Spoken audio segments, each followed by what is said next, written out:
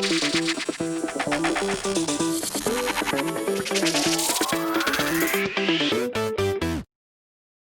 Bears just went on a firing spree, firing pretty much every single assistant on the offense and also firing their assistant special teams coordinator.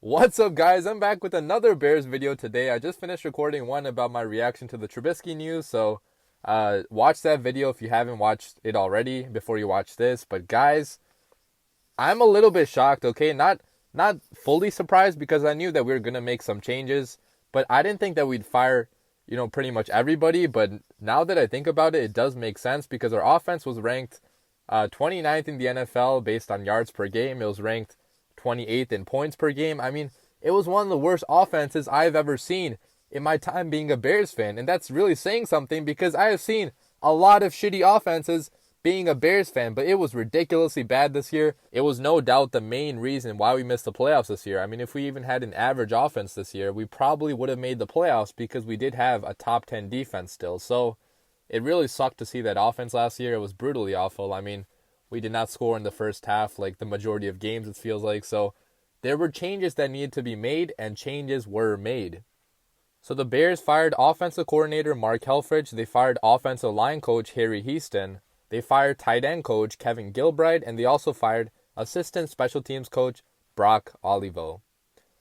So let's break down those firings one by one. I'll start by talking about the offensive coordinator Mark Helfrich. Guys, I'm not really sure what role Mark Helfrich played on this team because they never really let the media know, or any of us know, the fans. It really was unclear how much of a role Helfrich had in designing plays, what his actual day-to-day duties were.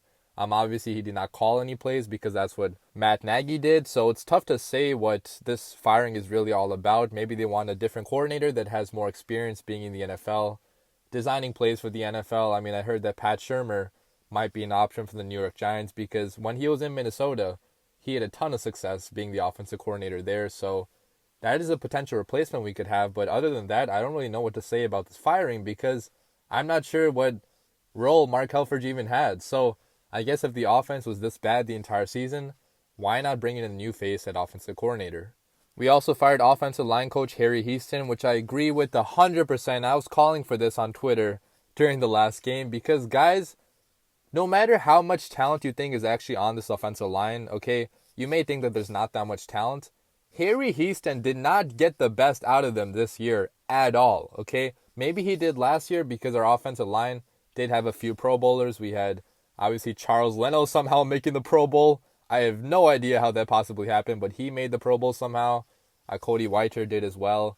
I think that might have been it. But we had actual Pro Bowlers on this team, on this offensive line last year. But this year it's been a completely different story. Our offensive line has consistently been, one of the worst week in, week out. In run blocking, it's been horrendous. In pass blocking, it's been terrible. Pretty much every single member of this offensive line has taken giant steps backwards in their development. So, I mean, it definitely does make sense to fire this guy.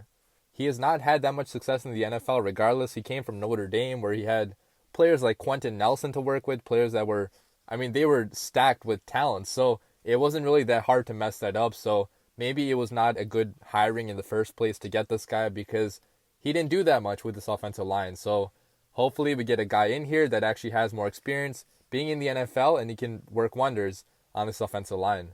Next, let's talk about the firing of tight ends coach Kevin Gilbride. This is also one that makes a lot of sense because our tight ends over the past 2 years have been among the worst in the NFL.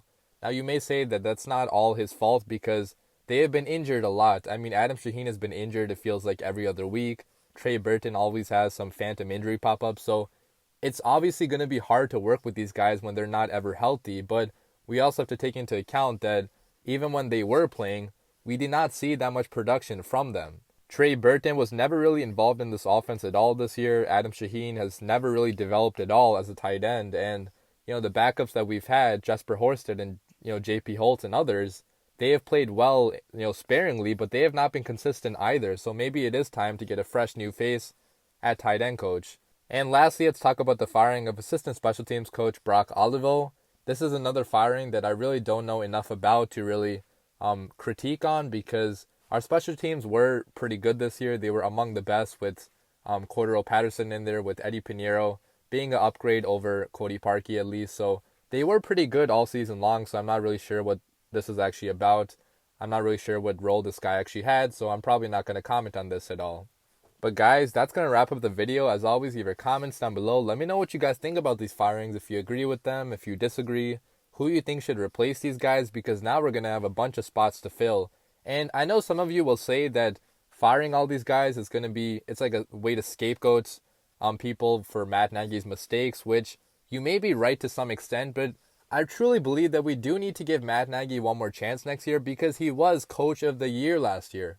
Okay, a lot of you people are okay with giving Trubisky one more chance, but you're not okay with giving Matt Nagy one chance. Like, that's kind of hypocritical. Matt Nagy did have a lot of success last year, as did Mitch Trubisky. So both of them do probably deserve one more chance next year with an upgraded offensive staff and upgraded offensive personnel. That is all, and bear down.